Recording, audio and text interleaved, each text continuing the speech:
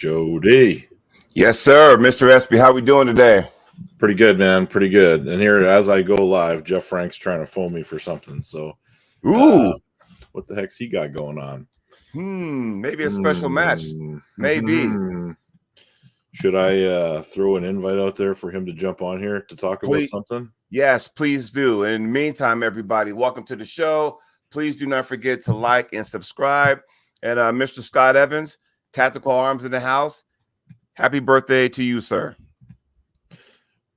Awesome. All right, I'm throwing it out there. We'll see if he magically appears somewhere in the chat. It says he's active right now, but did you know his card is looking pretty awesome? His TAO3 card. Yeah. Yeah. It is. Lots of people in the chat. Welcome, everybody. So we'll see what he's got to say. But what do you want to kick it off with today, Jody? Let's get to the obvious. I watched the match this morning. The one that got everyone's attention, and I'm telling you right now, unless you watch the match, you can sit there and say, "Oh, okay, it was 3-2, whatever." But if you actually saw the match, that match could have went. It was a roller coaster of some sort. The momentum swung either way. The needle was going like this. And Chance Shaw, man, he must have a stamina issue. But there's a couple things I noticed in that match. The first one is, why all of a sudden is Ron Bath faster than Chance Shaw? I think, honestly, is that match one, if you saw, Ron hit, because Ron knew that, okay, he might be stronger than me, so I'm going to hit this quicker than him. By all means. And your chances kind of caught him here, 1,000, 2, 1,003, and brought him over. And so I was like, wow, that's pretty impressive. I thought at that point that Ron would make the adjustment. And when match two was just the same thing as match one, I was like, oh, shit. Oh, shit. Because as much as crap as Chance gets from everybody, mainly Jerry Cataract, as much crap as he gets, I think he doesn't get his due that he should. Now, granted, he's taking on some studs, as my voice is cracking, so I need more coffee. He's taking on some studs right now, and yes, he's taking a lot of losses. And I told him myself that that match he had with BLM, in comparison to the other guys, were probably nobody. But not to get on, not to talk crap on BLM, but he needed that match because I think he needs some momentum going into another big match, because we've seen Chance lose to John Brzezinski. We've seen Chance lose to, Todd Hutchins. We've seen Chance lose at East versus West. And I have to say, hey, man, what can we do, There's an interesting thing that somebody said that Chance needs to drop weight. He's too short for the big guys. And for him being a top roller with a short arm, that's a challenge. Yeah. Ron Bath looked like he had a bigger frame than Chance Shaw. Considerably. Did you ever see Chance Shaw when he first got into the sport, how he wasn't as bulky as he is? Yeah, I remember. And like you said, this may go back to what you were saying. Maybe he needs to be that again. But I mean, you gotta look through history of Chance's matches. I don't want to give him too hard of a time because he did look pretty strong. Mm-hmm. But that tank does not have any depth to it. It emptied quickly. And I think it was match 3, Chance even kind of put himself in a break arm position and tried to sit there and wear out Ron. Do we think that this is what Chance is going to do now? Like, okay, I've had these matches. All I got to do is get more stronger in certain spots, have a sticking point, and just go, okay, I'm going to wait you out. But if you don't have the stamina, it doesn't work. No. And, it's very apparent to me, if you compile the matches that have happened over the past year, that I think Corey West is way above. You know what I mean? Yeah. You got that group of guys that we're all talking about. There's the 3 guys, Derek, Corey, Chance. I think that Corey is just way up there. And the way that Chance is pulling these guys, I mean, he might get match 1 on Jerry, and it doesn't matter what it's the best of. Jerry wins every other match beyond that, even if he gets one. If he gets one, that is. I mean, I don't think that's... The more I see, the more that the styles match up like that. Chance's seemingly lack of explosiveness off the go that has come with the extra weight tells me that Jerry is too much. Well, and I think this might close the door on the, hey, is Chance ever going to pull Jerry? I think this match we just had right there is going to pretty much shut the door on that for now, for the time being. In my opinion, and everybody in the chat, good morning. Glad you guys get to join us. Thank you very much. So a question to you, Ryan, a question to everybody in the chat. Hear me when I say this. In my opinion, and this is just my 2 cents, I think super matches or challenge matches, whatever you want to call them, I think there are matches where it's all about making the adjustment. Okay. Ron made the adjustment. Granted, his first win was what? Off of fouls or whatever, because Chance kept moving in the ref script. But Ron made the adjustment. Chance never made an adjustment at all. Never made an adjustment. And if you don't, then that's where you can get in trouble. Here's the problem, though. Scott, I'm going to address that comment. But the issue is, if you kind of... I mean, Chance did attempt to adjust when he started to do that weird press, but when you're so tired and your main weapons are gone, he might be trying to make an adjustment but just can't. And Ron is a master. And Ron just... It looked like he had a strategy from the start. He bled him out, and that was it. It was over. Yeah, I mean, it got to a point where Ron's first, move was go. I'm gonna hit you right here. I'm gonna see if I can hold you here. Or it could have been, because the first 2 rounds, it was like, Chance, I got you here. I'm gonna bleed you out. Then I'm gonna pull you back over. Where it seemed like match 4 was the same damn thing, and the roles were reversed. You know what I mean? Yeah. So, is Chance Shaw an elite arm wrestler? That is the question I have. Define elite. Let's start with there first. Well, because there's a comment that Scott Evans made that said when he beat Jordan Sill, he realized he was entering the elite. Okay, I can answer that. And you got to be careful about using the word elite, because I think that match that Chance Shaw had. Oh, look who's here! Yes, look who's here. Some bald-headed promoter. The guy that's going to revive the TAL once again, Mr. Jeff Frank. Welcome to the show. How's it going this morning, guys? Good, man. We're just touching base on the Chance Shaw Ron Bath match.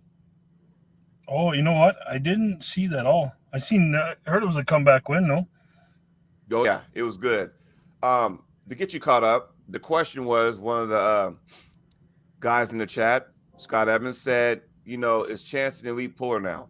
And so my question to Ryan and the rest of the guys, explain elite, because the Fatal 4-Way last year that included Mike Aiello, Jordan Sill, and Don Underwood, and Chance won that undefeated. Now, granted, some of those wins they kind of laid down because some injuries were about to happen. But when you say elite, I'm thinking some of the guys he's pulling is elite, but he's taking L's. Bruzink, Todd Hutchins, and now Ron Bath. Those guys are elite. But, he's getting closer. He's getting closer. Todd Hutchins, he lost, 3-0. John Bruzink, he lost 3-1. Ron Bath, he lost 3-2. I think he's knocking at the door. But, again, the elephant in the room is that, what about Corey West? What about Derek Smith? Those are the elephants in the room. But to answer you guys' question, we're going to really find out, because I believe he has a match on December 10th at the Monster Factory versus BJ Fokakis.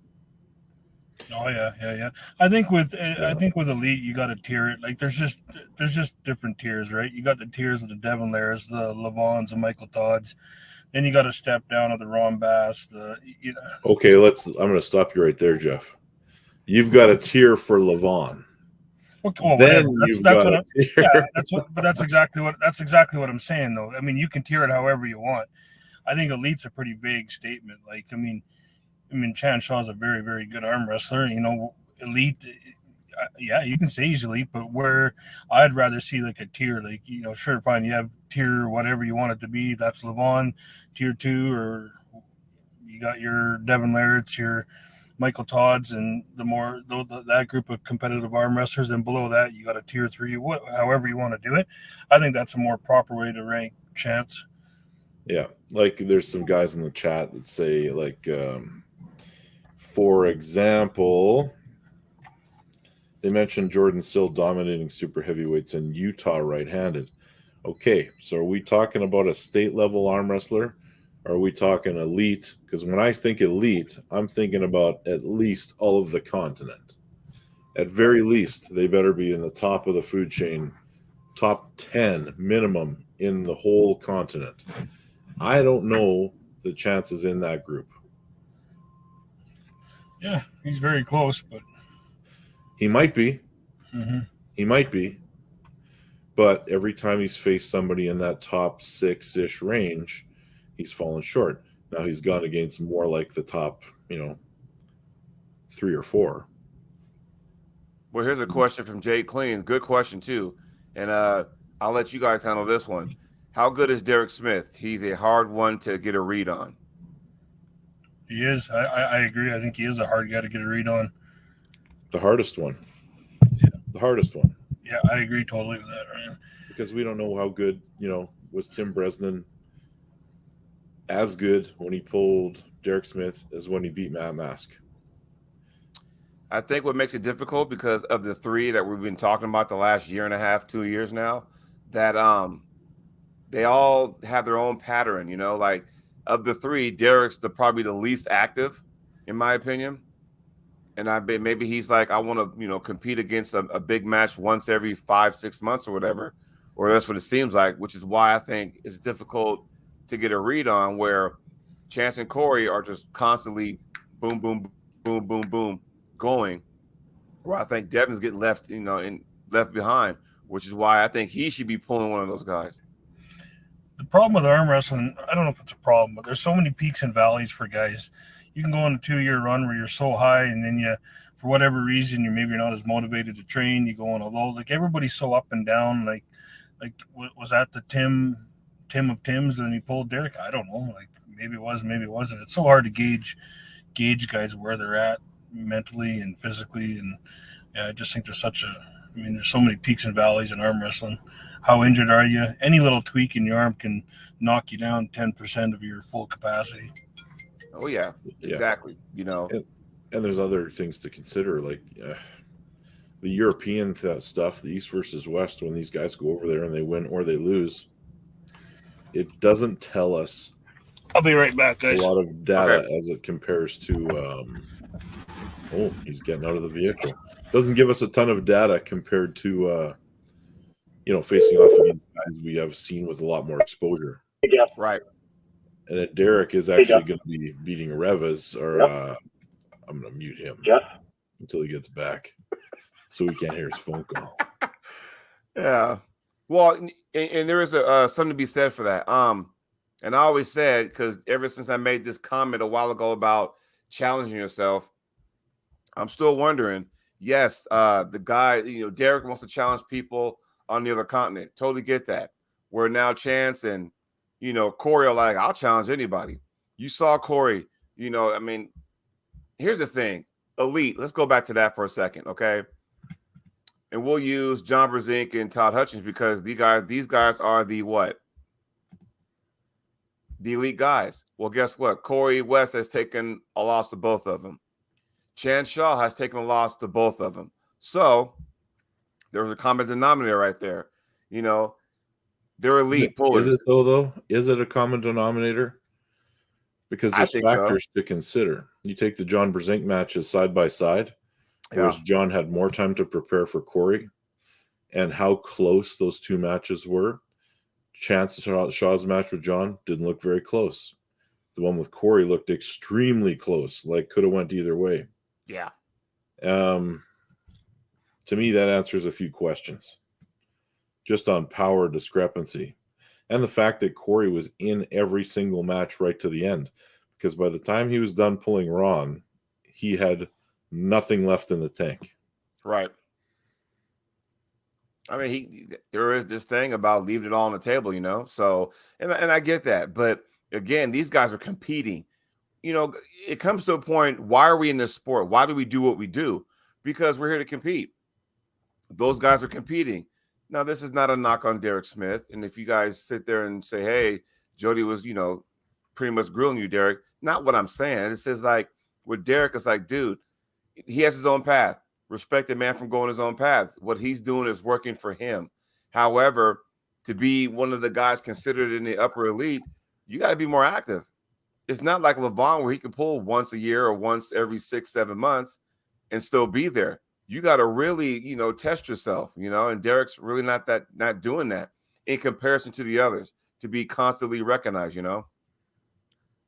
Should I unmute him or just let him sit there? Unmute him because I want to see what he has to say about his event coming up. Yeah. All right, Jeff Frank. Can you hear us? Tell us about this event you got coming up. Oh, yeah, just trying to, like Jody said, revive the TAL here and start making some plans. And, it kind of, again, it all came together internationally. Lots of input from these guys from Georgia. There was 4 guys right away that wanted to be involved. So I just thought I'd take it from there. And it's just kind of, again, blowing up. So, yeah, I got high hopes that everything works out. We don't get any crazy things from our government again in Canada. Yeah, in fairness, the TAL was killed based on COVID restrictions. Well, it has been a number of times. You make a plan and we get pound of restrictions and you're kind of at the mercy of our Canadian restrictions. But right now it looks pretty good. I think we're free and clear. It's a little bit unfortunate with the border still being closed to the Americans needing to be vaccinated. That's been a pain in the ass again, trying to get guys up, you know, like talking to guys like Paul Talbot and Ole Mosier, guys like that just, you know, rightfully so, totally against it, don't want to get vaccinated, they're not coming. Love to come, but yeah, that little border problem is kind of a hiccup.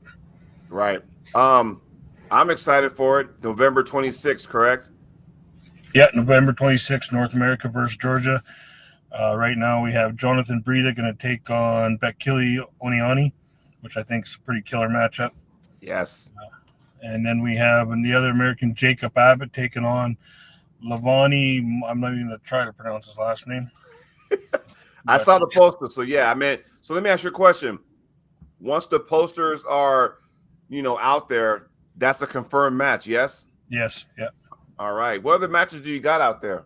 I saw I just saw it the other day. He was like a stud right-handed in every weight class. He's Dan Cadlick? Yes. Yeah.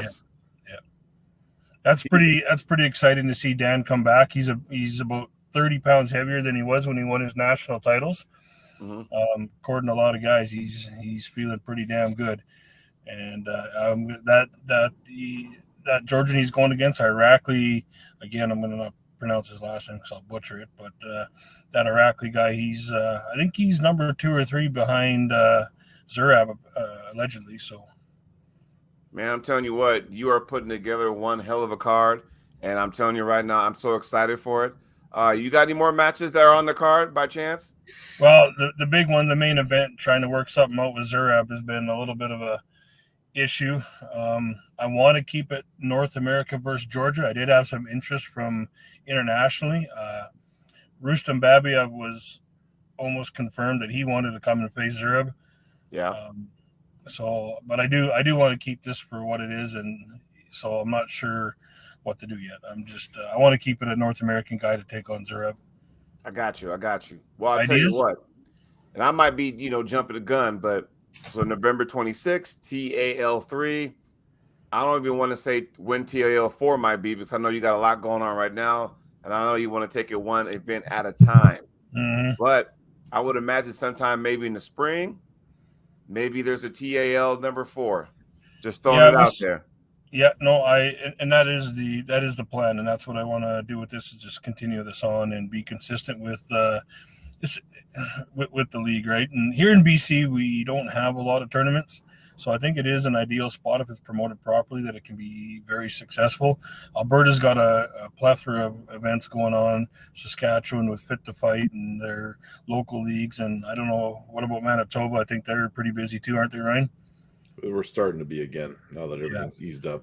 So BC's really only had 1 or 2 events a year. We always had the Van City Showdown. So I think this is a good opportunity to have it in BC. What I like too is Washington and Team Strong Arms are right close, only a couple hours away.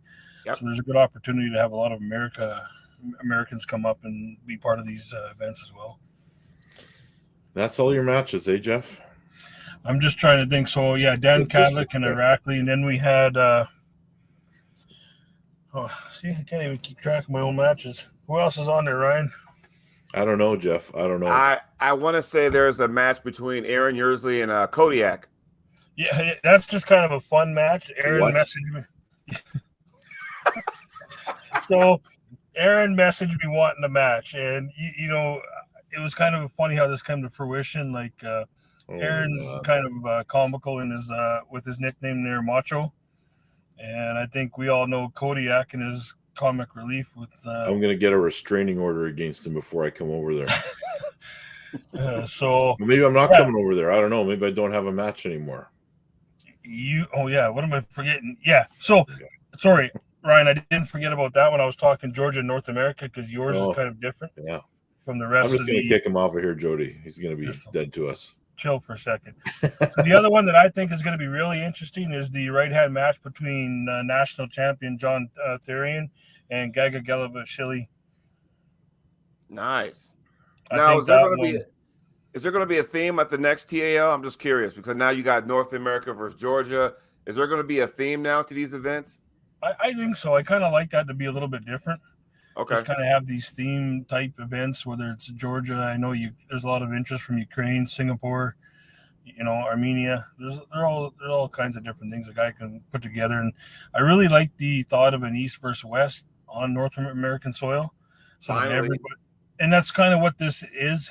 I don't want to use that name, but that's Engen's name, and he's done very well with it.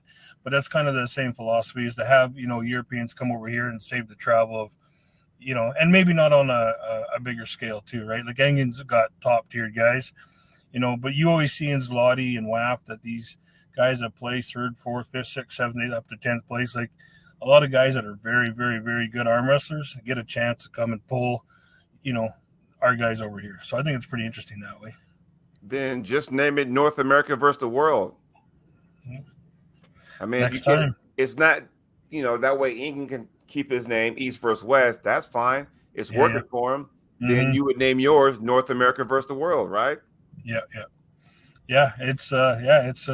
Maybe for number 4 we can do that. And let's just see. I'm getting all kind of messages every day now. As it's kind of funny when the Europeans share these matches, they get a lot of they take right off, like they get shared like hundreds and hundreds of times over in those countries, so it gets a lot of interest. But not to rule out that we have is Mr. Ryan Espy versus Robbie Tope. I'm going to go out on a limb and say that this will be for the number 1 contender spot. Michael Todd might have something to say about that as he beat Robbie Tope, but I feel that this is a match. I did talk to Ryan and Robbie about possibly pulling some Georgians. But I know Robbie felt really strongly about that. He wants to prove that he can beat Ryan, and that they really wanted to do this match. I thought, well, you know what? Let's do it. Robbie versus Ryan, TL3, 2 big boys, going at it. I think Ryan's going to come down a little bit of weight, and I know Robbie's looking to come up to 270. So, yeah, that's going to be wow. That match in itself is going to be a barn burner. Yep. It's not going to matter.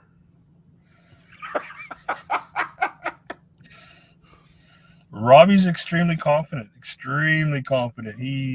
He's always confident. Much stronger than he was against Cody. I can vouch for that. Well, fair enough. He'll need to be. You know who I want to pull at one of your events? One of 2 people, but they're not from like international. They're from Canada. Can you guess who one of those 2 people are? Same weight? I can guess who one of them is. Who's that? Clayton Faulkner. Yeah, there's one. There's Jody, one. I'm going to say I don't think that that's a good match. Okay. And I think that I practiced with Clayton yesterday, and I don't know.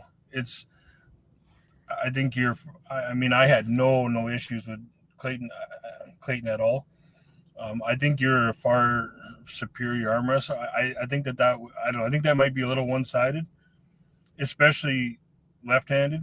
What were you thinking, left or right? Left. Yeah, I don't think that would even be close. There's one more person. What if I said, and this might get a rise out of Espy, what if I just said BLM? I think that's more. I honestly think left-handed that would be a good match. And I ain't gonna fall for that bullshit antics. Sorry. I'm not gonna fall for that nonsense antics. Don't want to get kicked off the show. Sorry. You can get away with that. You can get away with that on this show. Oh, okay. I don't want no messages coming through saying we got warnings or whatever. But, I ain't going to fall for that. They can do all the games, all the sit there, all the hands and the fingers and the, what did I do? And all that. That ain't going to fly with me. I'm telling you that right now.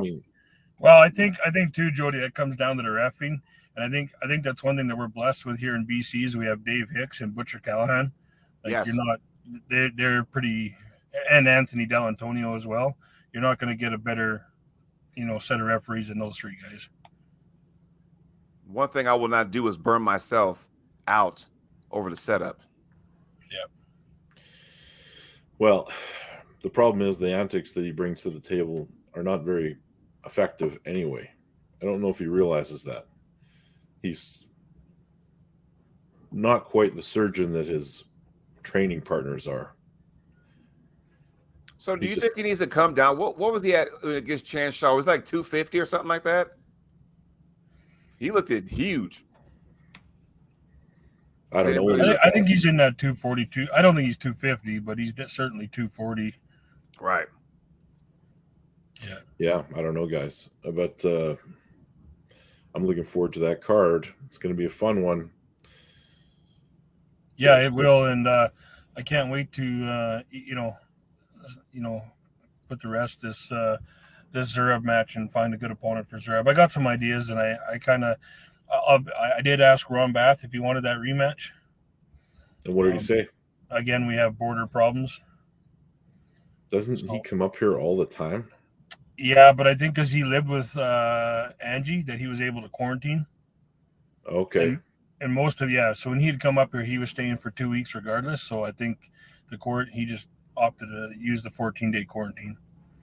Well, hell, they're married now, so they should both have dual citizenship, right? Well, I think that's what he messaged me. I think they're still working on it. I think they got about 6 months of paperwork left, and so that one's not going to work out. Damn. Who do you think? I have some ideas, and I have some, guys that are 90% in. But who do you think? I think left-handed, it's easier to make a matchup. And Jonathan Breida phoned me the other day, and he had some really, really good input. And I think left-handed for Zurab. What about a guy like Doug Allen?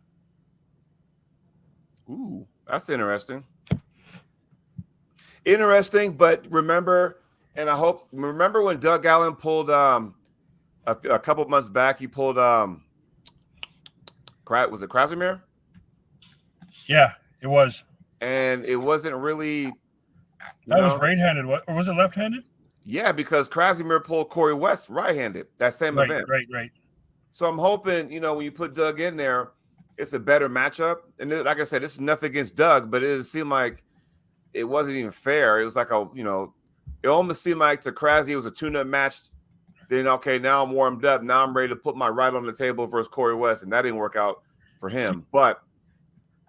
And to me, this is, again, where I think we see these peaks and valleys with arm wrestlers.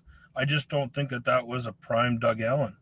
Right. And I think, and Jonathan Breida telling me that, right now he's just at a completely different level. I would assume Jonathan's being completely forthright with it. And, he said when he's 242 pounds, Breida can't touch Doug Allen. And I think, didn't Breida have an okay match with Zurab? You talk about the East versus West? Yeah. Yeah, I just think that Jonathan kind of just stamina, honestly. Yeah. I mean, that's my honest opinion. I think had he had more stamina, then I think, he might have did some more stuff. But, it's almost like what Ryan said about the Chance Shaw-Ron Bath match. When you drain your body out and you don't have the strength or the stamina anymore, you try to do things in your mind, but to everybody else, it looks like you can't do anything. So it might have been one of those situations where he just got drained out, or when you get ready for those big matches and it's an international match and round one, you're so, gassed up, ready to go. Sometimes you may deplete yourself in the setup, but then sometimes on the ready to go, you just go at it. And all of a sudden you may drain everything you got on match 1 and 2, and you have nothing else after that. So I think it might have been one of those situations, maybe. Yeah, it could have been. And I don't know. You see guys do some wacky things too when they get tired, and you can tell they're tired. Like somebody asked earlier if I thought that Chance was trying a different lane with that press or if he was just tired. I honestly think he was tired. I think his hand was blown up. I'll say this, and I want you two and everybody in the chat to respond to this, okay? I've noticed, at least with me, when I get tired, when anybody gets tired, that's when the first thing to go is your technique. Because then I don't want to say everyone gets desperate, but it seems like once you get tired and fatigued, then all of a sudden your technique goes to shit. And then you just try anything to either get out of from that losing position, or you'll try anything to get a win. You start to get desperate. And I could be wrong, but I've known in the past, for me anyway, that seems to be the case. Once you get tired, your technique falls apart. I think you're bang on right. And I think that just doesn't go for arm wrestling. I think any sort of power lifting or anything like that comes where you use technique. The minute you gas yourself out, you lose all of that. And that's why you can't do the lift or whatever it may be. Right. Well, I think it depends. In arm wrestling, for me, I think it's just slightly different because you can have more than one strong move that's completely different. So my side pressure and all my hook strength at Nationals got depleted in that match with Pork Chop. But I still had one more lane, and that was just a high posting top roll. And that's what got me through the rest of the event. Well, that's because you have more than one move, Ryan. Some of these guys only got one move, and they're good at it, and that's where they get in trouble. Yeah, but in a super match, if all of a sudden that one move doesn't work, what else are you going to see? The show is over. Pretty much. I've been there on both ends of that. Dan Woodley says, how about Doug Allen versus Beer Man? I don't think that would. Again, I think it just depends on where both guys are at. Yeah. Unpopular opinion. What has Beer Man done to warrant offers for super matches? Nothing. Okay. Well, I don't know if he's done nothing, but what has he done then? Well, just give me a second here. It's not something I have off I'm not an NHL or professional sports league statistician where I got it off the top of my head. How about this? The one time I was really like behind Beer Man in this corner, he was going to pull was a Schoolboy, and then he got COVID, right? Because I was looking forward to that match. I'm like, all right, cool. Now, because at that point, Schoolboy's been kind of walking through everybody in his age range, so to speak. But Beer Man might, make a spectacle because, this will be a challenge for both guys. I was in Beer Man's corner. Then he got COVID. The match got canceled, but he's still doing this weekly show with Uncle John and BLM and all the other boys. And then all of a sudden, he had the match against that guy from Sweden. The same day he had the match. That was the same day that Chance Shaw pulled BLM, and that guy put the boots to him. And I'm thinking, okay, nothing against Evan, but it's like going, okay, we haven't seen nothing but that match in the last of all of 2022. So to answer your question, Ryan, once again, nothing, not to get on him, but I mean, let's be real. I mean, he might have pulled the tournament too, but yeah, this is like the situation where we criticize guys forgetting matches based on what they do on YouTube versus their actual performance on a table. Right. I think And you now, can kind of Uncle John dissect is that. gone for a I while. think you can dissect that a bit. I mean, what has he done to deserve an elite super match? Not a lot, but he has beat some some local guys. He beat Dustin Houghton, who's a national champion, in a super match. Maybe that doesn't warrant an elite super match, but he has done some things, and is he more known for his YouTube, and does that deserve matches against him? Probably not. When was the first time Dustin Houghton won the Nationals? Didn't he win it this year? Yes. Yeah. So my point is, when was Beerman's match with Dustin Houghton? Well, I think it was this year, wasn't it? I don't think so. Yeah, it was this year. It was about. Well, it was in April, I think. Did they have a super match, or did they just pull in the event? No, they had that super match. That's when Lynn wanted to fly to Ontario and beat up. That's when Dustin was training down there. Yeah, that was early in the year. Fair enough. So Jay Clean says, wasn't that match on the right arm against Chan Shaw's friend, talking about Beerman? I think he's right, but even so, take that away. What has Beerman done since, whenever left-handed, right? Yeah. And if you think I'm being mean to Evan, go look at the shit he says about me. And I'm, in comparison, I'm being very kind. Oh, yeah. And Timmy Turner says, Herman Stevens couldn't stop Schoolboy. What is Beerman going to do? Was that match left or right? I can't remember. I don't know. That was like East Herman was the number one, wasn't it? That was the replacement match, bringing Herman over. Yeah, because in Timmy Turner, you're absolutely right. I don't think Herman had plans to pull originally because he was just going to be in the corner of Jonathan Breida. Yeah. That was the original plan. And all of a sudden it was like, oh, hey, well, COVID came up. You want a match? Sure, I'll have a match. I don't think he was actually training for that. So, again, like we all said, factors play into factors. If I'm going to be in Ryan Espey's corner, for example, against Robbie Tope, and all of a sudden someone pulls out and Jeff Frank goes, hey, since you're here, you want a match? Hell, I'll take it. I'll have to be on a part of the card, even though my original plan wasn't to get ready for that opponent. So I think that was the Herman Stevens situation. Yeah, Timmy says Herman did pretty good in the match, though. And I thought he actually did pretty good, too, when you consider the size discrepancy, that it was a short term or a short notice replacement. Right. I thought Herman did well.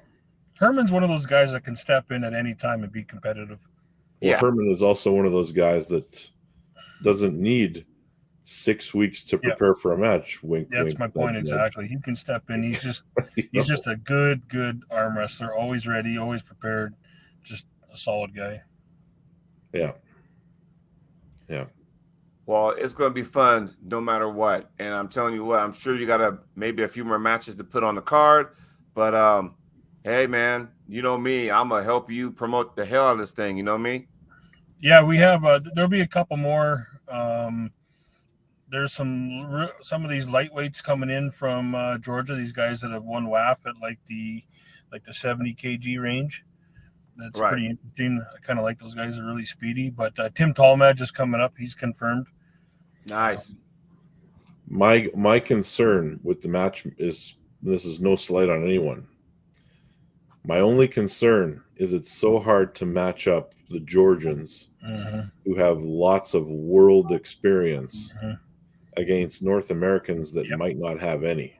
That's exactly like the Dan Kadlec match is an example of that. Although I do think Dan did attend the Worlds once, he's never cracked the top spot.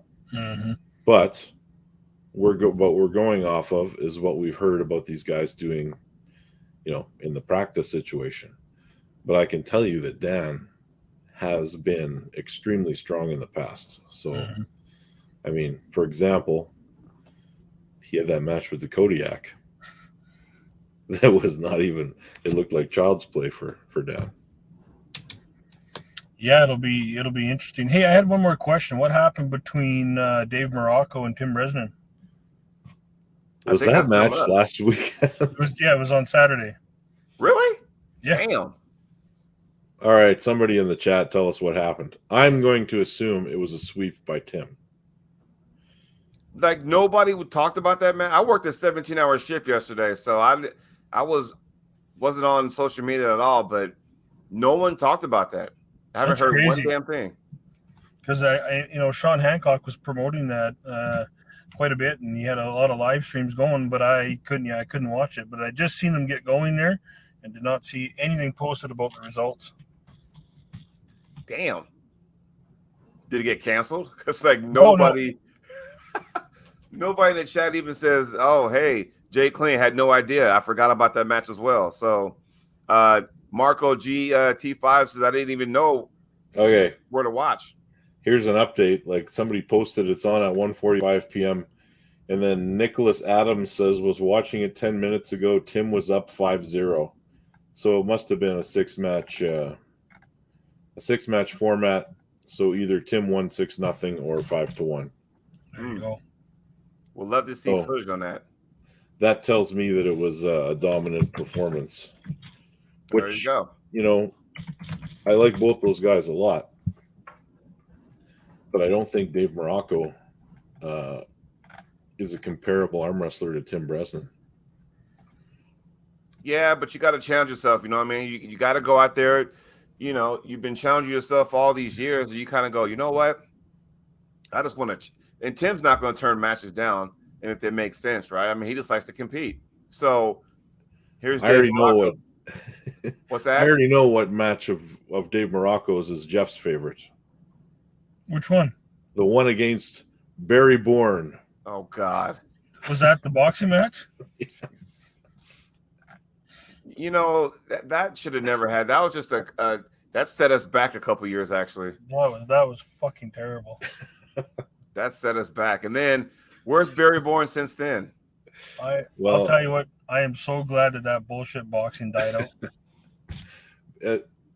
We have Gary Roberts to thank for ridding us of Barry Bourne because he scared the shit out of him so bad he never wanted to come back to arm wrestling. Oh, fucking Gary Roberts. That whole event, that whole weekend, because Gary Roberts was my roommate that weekend up in Texas. And so, like, dude brought, he had a suitcase. And I swear to God, I mean, he got his camera equipment. Totally expect that. But his second suitcase had a pair of boxing gloves. I'm like, this dude is really serious. Like, this guy's really going to fight. I'm like going, my God, But they didn't fight the night before, Thursday. I get there Friday morning. So he's telling me it's going down. I'm thinking, all right. So the Weirdo Camera Guy event happened Friday night. Then the ROTN happened Saturday, right? Well, after the ROTN was done, we're cleaning things up in the convention center. And next thing you know, Gary's full on like, all right, I'm ready to fight now. I'm thinking, dude, are you serious? I mean, are you really going to carry this thing on? And Barry's like, dude, get the fuck away from me, yada, yada, yada, yada. And it got to a point where Travis had to go, look, I don't want to get kicked out of here and yada, yada, yada. And I'm like going, Travis, you kind of allowed this thing to happen. So Timmy Turner is hearing this for the first time, but it was quite the moment.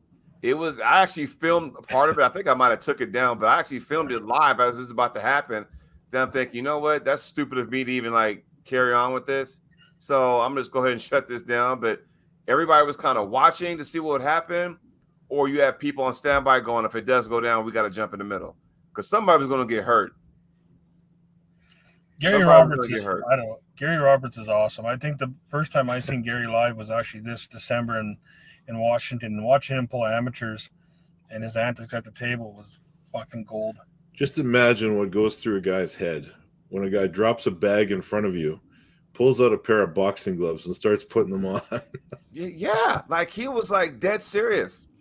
And he's a former military guy, so if he can throw down, he can throw down. He may not look like it, but I'm sure he can throw down. And Barry is just like, I'm going to whoop his ass, blah, blah, blah, blah. Then, when push came to shove, he kind of backed down. I'm thinking, all right, here we go, So, but it was funny, but it was kind of like, okay, it was awkward at the same time,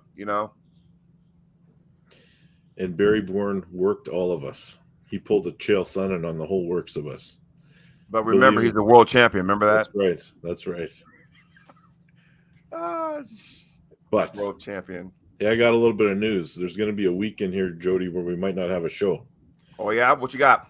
I'm heading to Iceland.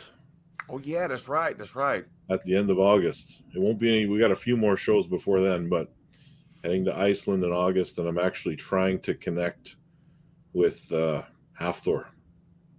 Yes. For some training, maybe get on a table, maybe get in a boxing ring. We'll see. Some YouTube footage. Please do. Yeah. So that's going to be my plan. I've got some people helping me get in touch with him. We'll see if he's up for it.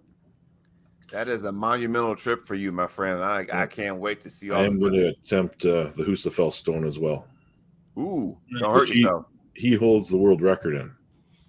Who does? Hafthor. Nice. The mountain. So hopefully it goes well. Dude, that is going to be awesome. I am so proud of you that you get to actually do that kind of stuff. And it's always good to hang out with somebody in a different sport. Take your mind off that. I'm just going to relax in Iceland. I don't know if you can relax in Iceland, but you can relax and go there, take your mind off, vacation, hang out with one of the world's best athletes, and just shoot the breeze with him, man. Hey, Jay Clean said, let us know if you meet Magnus Vermagnuson. I met Magnus Vermagnuson in Winnipeg, and he would not arm wrestle me. It was about 1998. Sounds about right. He was on top of the world by then, right? And then he said, but you can deadlift with me. I was like, oh, great. Okay. So you're not going to arm wrestle me where I might have a chance of beating you. However, you want me to deadlift against one of the best deadlifters that ever walked the planet. That's funny. No problem. Did you try it? How does that work? I tried it. And? He pretty much doubled what I did, but there was no measure on the scale because it was a big beam with people sitting on it. So we just kept adding people. Wow. Yeah. Well, hey, at least you got to meet him, you know? Yeah. Yeah. And I might head back there and try to get into his gym too, but I'm definitely popping into Hafthor's. Yes. Good. Because that kind of footage would be awesome. Yeah. What else you guys got before we close her out today? Well, I mean, I'm going to go ahead and put it out there now because you guys know that I like to go to events that that's for a good cause. So this coming weekend in Myrtle Creek, Oregon, we have the Wood Invitational, and all proceeds go to the suicide prevention program. Joe Woody, a good friend of mine. I've been going to his events since 2013, and he's a military guy, and he was on a military leave. He was on his way home. When he got back into town, his dad committed suicide, and that sparked him and his sister to have this event. So they always have it every last Saturday in July every year. So I've been attending every year. So I always make sure I make it a point to go there. And one thing that's cool about this event, because not many, you know how every state's got something unique about their events. So this one has a bounty out, right? So he picks 3 people, you know, open guy, amateur guy, whatever weight class, and he puts a bounty out, right? Okay, $200 bounty. Now, the bounty takes place during the actual tournament. So if somebody beats him, then you got $25 from him. You know, you get a piece of that. So it's going to be, or I think it was, if you beat him, then that person gets the $200, but then that person keeps going till the tournament's over. And if that person loses, then that $200 goes to the next winner. So it's kind of weird, but it's kind of fun too, because not every tournament does that kind of thing. So that's pretty cool. Sounds like a good cause. Make sure people support that. I need to send a shout out to Fraser's Next Level. All the people that he sent to nationals came back with medals. So if you're in the Red Deer area of Canada and or anywhere else for that matter, and you want some good coaching, he's the guy to call. Nice. Jeff, anything to close the show? No, thanks for having me on, guys. Oh, thanks for coming on, man. That was I like that. I like that. So if you haven't already, make sure you head on over to the TAL YouTube page and hit subscribe there, as well as the link to Jody's channel is in the video description. So make sure you head over there and hit subscribe. And if that's it, then we will see you guys next week.